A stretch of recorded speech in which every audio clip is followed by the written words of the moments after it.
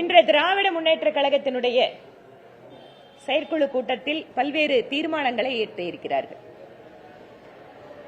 மத்திய அரசுக்கு மேலாக குற்றச்சாட்டுகள்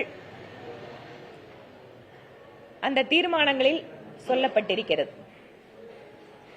புயல் பாதிப்பிற்கு நிவாரணம் தரவில்லை என்பதில் துவங்கி டங்ஸ்டன் சுரங்கத்திற்கு பாஜக ஆதரவளித்தது என்பது வரை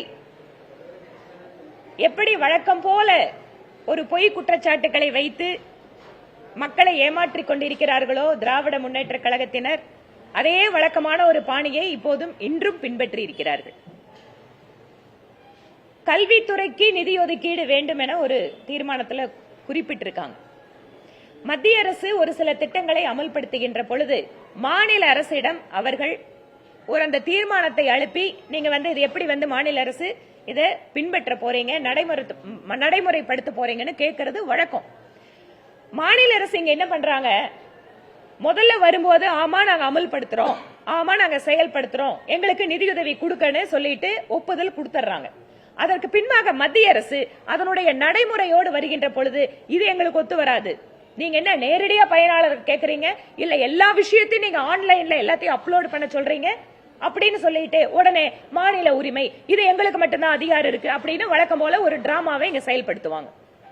அது ஒவ்வொரு துறையிலும் உண்டு. நீங்க மாத்திரு வந்தன யோஜனா கர்ப்பிணி பெண்களுக்கு உதவி கொடுக்கின்ற திட்டத்தில் கூட மத்திய அரசாங்கத்தினுடைய நிதியுதவியை தமிழகத்தினுடைய கர்ப்பிணி பெண்கள் வாங்க முடியல. ஏன்? திராவிட முன்னேற்ற கழக அரசு அவர்களுக்கு தேவையான தகவல்களை அவங்க சொல்ற வெப் போர்ட்டல்ல ஏத்த முடியல. ஆயுஷ்மான் பாரத் 5 லட்சம் ரூபாய் ஒவ்வொரு குடும்பத்திற்கும் மருத்துவ காப்பீடு கொடுக்கின்ற திட்டத்தை பிரதமர் அமல்படுத்திட்டு இருக்காரு. ஆனா இவருடைய அந்த சுயலாபத்திற்காக இங்க இருக்கக்கூடிய மருத்துவமனைகளை அவர்கள் மோடி காப்பீடுன்னு சொல்றாங்க. மக்கள் வழக்கமா 5 லட்சம் காப்பீடு எடுத்துட்டு போனா மோடி அட்டை கொண்டு வந்திருக்கோம்னு சொல்றாங்க. இதை பொறுக்க முடியாத மாநில அரசு இங்க இருக்கின்ற மருத்துவமனைகளை எல்லாம் மறைமுகமாக நீங்க மாநில அரசோட ஹெல்த் இன்சூரன்ஸ் தான் ஃபாலோ பண்ணும், மத்திய அரசு ஆயுஷ்மான் பாரத்தோட கார்டு கொண்டு வந்தா யாருமே நீங்க என்டர்டெயின் பண்ணாதீங்க, அதுல யாரும் நீங்க சிகிச்சை கொடுக்காதீங்க அப்படின்னு சொல்லிட்டு மக்களை அலைக்கழிக்கிறார்கள். இதெல்லாம் ஒரு சில உதாரணங்கள். இந்த மாதிரி எல்லா துறையை பத்தி எங்களால சொல்ல முடியும். அதே போல விஸ்வகர்மா திட்டம் குலத்தொழிலை ஊக்குவிக்குதுன்னு சொல்லிட்டு இப்போ அதே திட்டத்தை கைவினை கலைஞர்கள் திட்டம்னு அமல்படுத்துறாங்க. எப்படியாவது எங்களுடைய கலைஞர்களுக்கு உதவி பெற வேண்டும், அவர்கள் எல்லாம் அந்த உதவி வாங்கும் எங்களுக்கு மாற்று கருத்து இல்ல.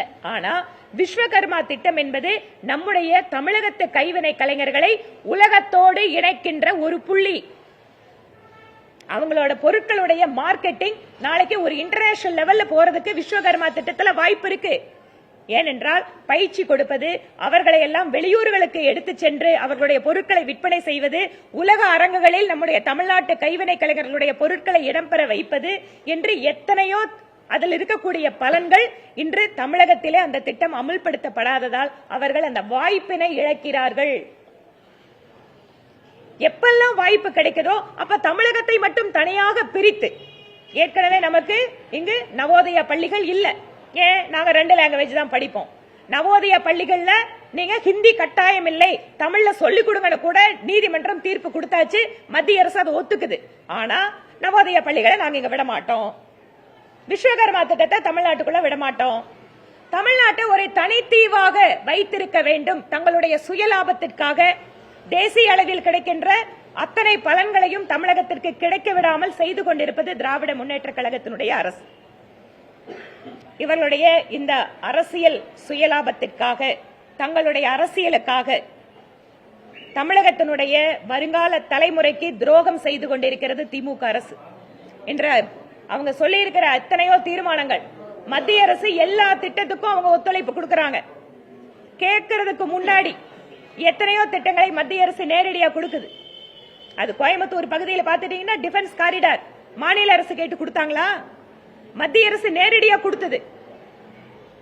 அதனால இந்த மாதிரி பொய் குற்றச்சாட்டுகளை வைத்து அரசியல் தொடர்ச்சியாக செய்து கொண்டிருக்காமல் மக்களோட பிரச்சனைகள் இன்னைக்கு என்ன, கோர்ட்டில் கூட கொலை நடக்கிறதை இன்னைக்கு நாம சர்வசாதாரணமா பார்க்கிறோம். சட்டம் ஒழுங்கு என்பது இன்று மிக மோசமாக சீர்குலைந்து, சமீபத்தில் பார்த்தோம் பல்லடத்துல அந்த பாதிக்கப்பட்ட பெண்மணி அமைச்சர் எப்படி கேள்வி கேட்கிறாங்க? அவங்க கேட்கறது நியாயமான கேள்வி. போலீஸ பார்த்தா ஒரு குற்றவாளிக்கு பயமே வரலன்னா அப்புறம் எப்படிங்க குற்றத்தை நீங்க தடுத்து நிறுத்த முடியும்னு கேட்கறாங்க. இதுதான் இன்னைக்கு தமிழகத்தோட நிலைமை. சாத்தனூர் அணையை படிப்படியாக திறந்ததற்கு அமைச்சர்களுக்கு முதலமைச்சருக்கு பாராட்டாம். இது என்ன டிராமா இது? சாத்தனூர் அணையை திறந்து விட்டு அங்க மக்கள் பாதிப்பதை எல்லாரும் நம்ம மீடியால பார்த்துட்டு இருந்தோம். மக்கள் எப்படி தத்தளிச்சு போயிட்டாங்க. அந்த பகுதியினுடைய எம்எல்ஏ சட்டப்பேரவையில எழுந்திருச்சு பேசுறாரு. சாத்தனூர் அணையை திறந்ததை பத்தி ஐயா நாங்கள குறை சொல்லல, ஆனா பேச மட்டும் விடுங்கன்னு கேட்கிறாரு. அவரை பேச கூட விடாமல் சட்டப்பேரவை தலைவர் அதை அவருக்கு அனுமதி கொடுக்காம தடுக்கிறார். இதுதான் இவங்க ஜனநாயகத்தை காப்பாற்றக்கூடிய ஒரு வழி. இதையெல்லாம் மறைப்பதற்காக, இவர்களுடைய தவறுகளை மறைப்பதற்காக இன்று செயற்குழுவிலே அத்தனை பொய் தீர்மானங்களை மத்திய அரசுக்கு எதிராக ஏற்றிருக்கிறார்கள். இதை ஒருபோதும் மக்கள் நம்ப போவதில்லை.